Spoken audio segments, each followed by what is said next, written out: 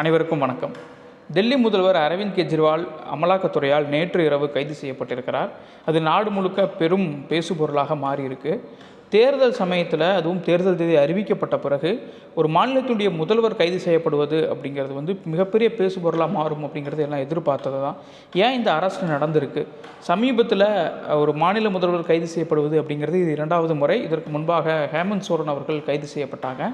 இப்போ அரவிந்த் கெஜ்ரிவால் அவர்கள் கைது செய்யப்பட்டிருக்கிறார்கள். இந்த கைதுக்கு பின்னால் என்ன நடந்திருக்கிறது அப்படிங்கிறது தான் இன்றைக்கு நம்ம பார்க்கக்கூடிய இந்த வீடியோ.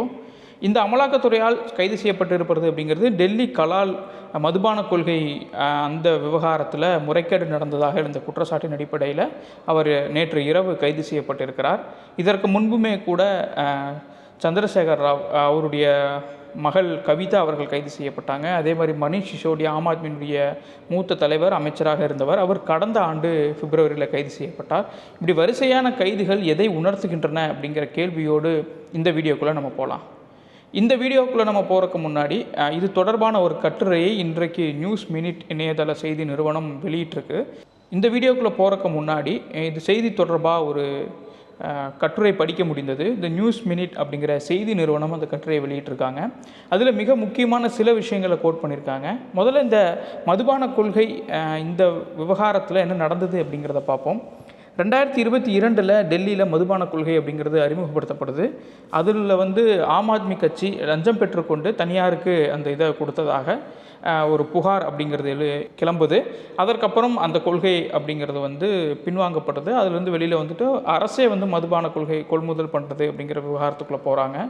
இதற்கு மத்தியில் இந்த விவகாரம் பூதாகரமாகுது. சிபிஐ இந்த வழக்கை எடுக்கிறாங்க.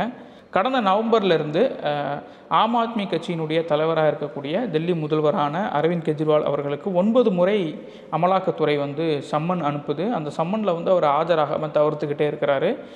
அதன் மத்தியில் எங்கே ஆஜரானால் அவர்களுடைய விளக்கத்துக்கு நம்ம பதில் சொல்லணும். அமலாக்கத்துறையினுடைய விசாரணைக்கு ஆஜரானாலே கைது செய்யப்படக்கூடிய சூழல் இருக்கிறனால நம்ம ஆஜராகாமல் தவிர்ப்போம். மேற்கொண்டு இந்த விவகாரத்தில் தன்னை கைது செய்யக்கூடாது அப்படிங்கிற ஒரு மனுவையும் டெல்லி உயர்நீதிமன்றத்தில் அவர் தாக்கல் செய்கிறாரு.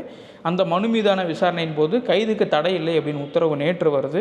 அதை ஒட்டி அமலாக்கத்துறை அதிகாரிகள் நேற்று இரவு டெல்லி முதல்வருடைய வீட்டில் போய் சோதனை நடத்தியிருக்கிறாங்க. அதனைத் தொடர்ந்து அவர் கைது செய்யப்பட்டிருக்கிறார். இதற்கு மத்தியில் இந்த நியூஸ் மினிட் செய்தி நிறுவனம் என்ன சொல்லுது அப்படின்னா, இந்த அரெஸ்ட் சில சந்தேகங்களை கிளப்புது அப்படிங்கிற வகையில் அந்த கட்டுரையை பார்க்கும்போது நமக்கு புரிந்தது. அதாவது இதில் ஏற்கனவே நம்ம சொன்ன மாதிரி மணீஷ் சிசோடியா, அரவிந்த் கெஜ்ரிவால், அதே மாதிரி சஞ்சய் சிங், கவிதா. அரவிந்த் கெஜ்ரிவால் நேற்று கைது செய்யப்பட்டார். இதற்கு முன்பு சஞ்சய் சிங், கவிதா இவர்கள்லாம் கைது செய்யப்பட்டிருக்காங்க. இதில் ஒரு முக்கியமான இன்னொரு பேர் என்ன அப்படின்னா சரத் சந்திர ரெட்டி. அதாவது ஏரோபிண்டோ நிறுவனம் அப்படிங்கிற அந்த மருந்து நிறுவனம், அதனுடைய டைரக்டராக இருக்கக்கூடியவர் தான் இந்த சரத் சந்திர ரெட்டி. இவர் என்னென்னா 2022 நவம்பர்லேயே கைது செய்யப்படுகிறார். இதில் என்ன ஒரு முக்கியமான விஷயம் அப்படின்னா, நேற்றைய தினம் தேர்தல் ஆணையத்தினுடைய இணையதள பக்கங்களில் தேர்தல் பத்திரம் தொடர்பான விவரங்கள் முழுவதுமாக வெளியிடப்பட்டிருக்கு. அதை பற்றியும் நிறைய நம்ம பேசியிருக்கோம். இதற்கு மத்தியில் தான் நேற்று இரவு என்பது இந்த கைது நடந்திருக்கு. அதே மாதிரி இதே வழக்கில் கைது செய்யப்பட்ட கவிதா அவர்கள் கைது செய்யப்பட்ட தினம்தான் எலக்ட்ரல் பாண்டினுடைய முந்தைய விவரங்களும் வெளியிடப்பட்டது அப்படிங்கிறது இங்கே குறிப்பிடத்தக்கது. இதில் என்ன சொல்ல வேண்டியது இருக்குது அப்படின்னா, இந்த சரத் சந்திர ரெட்டி அப்படிங்கிற அந்த ஏரோபிண்டா நிறுவனத்தினுடைய டைரக்டரான அவர் பாஜகவிற்கு நன்கொடை கொடுத்துருக்கிறார். என்ன அப்படின்னா, அவர் நவம்பர் 2022 அவருக்கு பிடிவாரன் போட்ட பிறகு அடுத்த 5 நாட்கள், அதாவது நவம்பர் 11 அவர் அரெஸ்ட் செய்யப்படுகிறார். 15 அவர் எலக்டோரல் பாண்டு பர்ச்சேஸ் பண்ணுறாரு. பர்ச்சேஸ் பண்ணி 5 கோடிக்கு அந்த பர்ச்சேஸ் பண்ணி 21ஆம் தேதி அந்த பாண்டை பிஜேபி என்கேஷ் பண்ணுறாங்க. அதற்கப்புறம் கிட்டத்தட்ட இந்த பீரியடில் மட்டும் அவர் ஒரு 52 கோடி வரைக்கும் தேர்தல் பத்திரங்கள் மூலமாக நன்கொடை அரசியல் கட்சிகளுக்கு கொடுத்துருக்கிறார். இதில் 34.5 கோடி பிஜேபிக்கு மட்டும் போயிருக்கு அப்படின்னு இந்த கட்டுரை சுட்டி காட்டுது. இது மட்டும் இல்லாமல் அவர் போன ஆண்டு ஜூன் மாதம் அப்ரூவராக மாறியிருக்கிறாரு. ஜூன் 2023 அவர் அப்ரூவர் ஆகிறாரு. நவம்பர் 2023 ஒரு 25 கோடி திரும்பவும் பிஜேபிக்கு டொனேட் பண்ணியிருக்கிறாரு. ஸோ இது போக வேறு யாருக்குமே அவர் டொனேட் பண்ணலையா அப்படின்னா பண்ணியிருக்காரு. தெலுங்கு தேசம் பார்ட்டிக்கு பண்ணியிருக்கிறாரு. இந்த மாதிரி சில டொனேஷன் என்பது நடந்திருக்கு. ஆனால் இது பெருவாரியான கிட்டத்தட்ட 3/2 பங்கு வரைக்கும் பிஜேபிக்கு மட்டும் இந்த டொனேஷன் என்பது போயிருக்குது. இதில் 2 சந்தேகம் எழுப்பக்கூடிய கேள்விகள் இருக்குது. என்ன அப்படின்னா, ஒன்று இப்படி ஒரு கலால் முறைகேடு வழக்கில் சம்மந்தப்பட்ட ஒரு நிறுவனம் அந்த நிறுவனத்திடமிருந்து எதற்காக பாஜக வந்து ஏற்கனவே ஊழல் புகார் தொடர்பாக ஆம் ஆத்மி மேலே அரசின் மேலே குற்றச்சாட்டு வைக்கக்கூடிய இந்த பாஜக அரசாங்கம் எதற்காக அந்த நிறுவனத்திடமிருந்து நன்கொடை பெற்றது அப்படிங்கிற ஒரு கேள்வி. இரண்டாவது, தேர்தல் பத்திர விவகாரங்கள் தொடர்பாக ஏற்கனவே பூதாகரமாக பேசப்பட்டு வரக்கூடிய சூழ்நிலையில் அதை குறித்து இதுவரைக்கும் பாஜக மௌனம் காப்பது ஏன்? தேர்தல் பத்திர விவகாரங்கள் வெளியாகக்கூடிய நாட்கள் எதற்காக எதிர்க்கட்சியைச் சேர்ந்த தலைவர்கள் உடனடியாக கைது செய்யப்படுகிறார்கள்? இது திசை திருப்பல் முயற்சியா அப்படிங்கிற கேள்வியும் ஒரு சேர எழுது. இது இல்லாமல் நேற்றைய தினம் செய்தியாளர்களை சந்தித்த ராகுல் காந்தி அவரும் ஒரு பரபரப்பான குற்றச்சாட்டை முன் வச்சிருக்கிறாரு.